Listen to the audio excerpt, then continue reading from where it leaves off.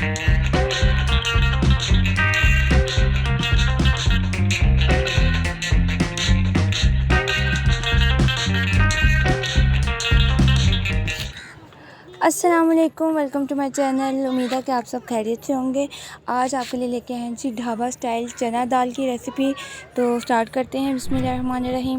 सबसे पहले हमने कढ़ाई में लिया है 1 बाउल ऑयल। उसमें हम डालेंगे 1 बड़े साइज़ का प्याज।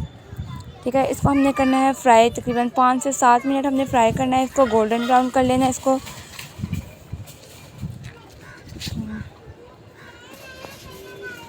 यहाँ पे मैंने प्याज जो है वो चॉप कटिंग नहीं की, आज नॉर्मल कट किया है। आपकी मर्ज़ी, अगर आप चॉप कटिंग करना चाहते हैं तो उस तरह कर लें जैसे आपको इजी लगे।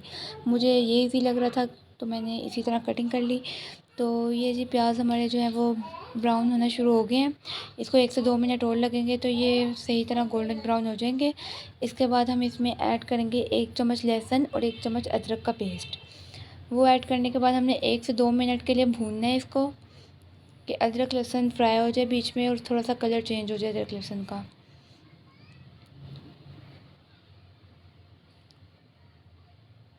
यहाँ पे हमने आंच दरमियानी रखनी है, तेज़ आंच पे जल भी सकता है।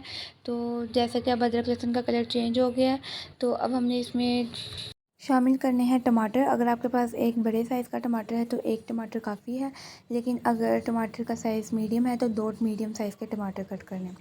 वो अब हम इसमें शामिल करेंगे। हमारे पास मीडियम साइज़ के टमाटर थे तो मैंने 2 टमाटर जो हैं वो कटिंग किया है, अब इसमें शामिल कर दिया। अब हम इसको मसाले के साथ भूनेंगे। टमाटर का जो अपना पानी है वो निकल आया है। अब हमने यहाँ पे टमाटर 5 मिनट के लिए फ्राई करने हैं। इसको हम ढक भी सकते हैं ताकि जो टमाटर है हमारे वो सॉफ़्ट हो जाए। तो यहाँ पे जी हमने इसको ढक दिया था 5 मिनट के लिए। अब हम इसको भूनेंगे। टमाटर काफ़ी सॉफ़्ट हो चुके हैं तो इसकी 2 से 3 मिनट और भुनाई करेंगे ताकि ऑयल जो है वो सेपरेट हो जाए। ये देखें, पानी इसका खुश्क हो रहा है और ऑयल भी सेपरेट हो रहा है इसके अंदर से।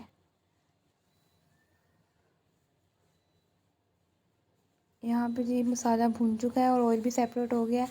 अब हमने इसमें मसाले ऐड करने हैं। ये हाफ़ टी स्पून मैंने इसमें लाल मिर्च पाउडर डाला है, हाफ़ से भी कम टीस्पून इसमें हल्दी पाउडर, 1 टीस्पून हरा धनिया पाउडर। ये मसाले जो शामिल करने के बाद ना हमने इसको 2 से 3 मिनट के लिए भूनना है। याद रखें नमक हमने इसमें अभी नहीं डाला, नमक हम तब डालेंगे जब मसाला भून जाएगा। 2 से 3 मिनट इसकी हमने भुनाई करनी है। मसाला ये जैसा कि आप देख रहे हैं नीचे लग रहा है तो हम इसमें पानी का छींटा लगाएंगे ताकि जो मसाला है वो जले ना हमारा। तो ऑयल भी सेपरेट हो चुका है बिल्कुल, ये देखें।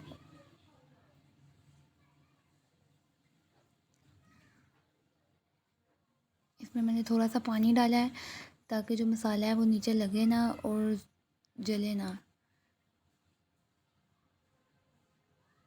इसमें चम्मच आपने साथ साथ हिलाते रहना है।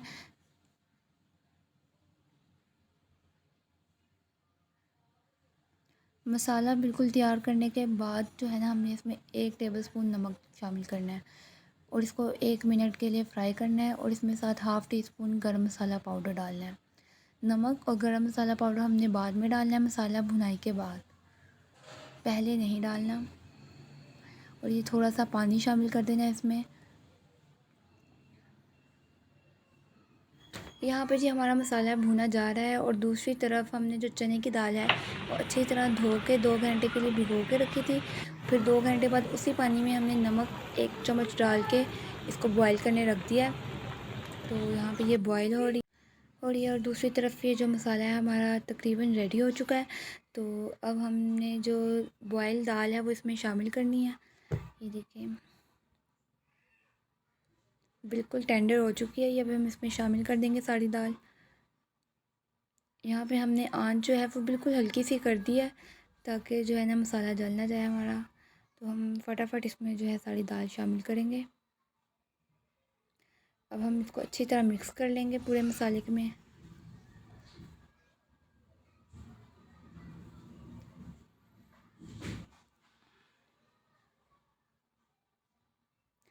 मसाले में 1 से 2 मिनट इसको हम भूनेंगे। फिर हमने इसमें शामिल करना है 1 गिलास पानी। 1 गिलास पानी शामिल करने के बाद हमने इसको दरमियानी आंच पे पकने देना है।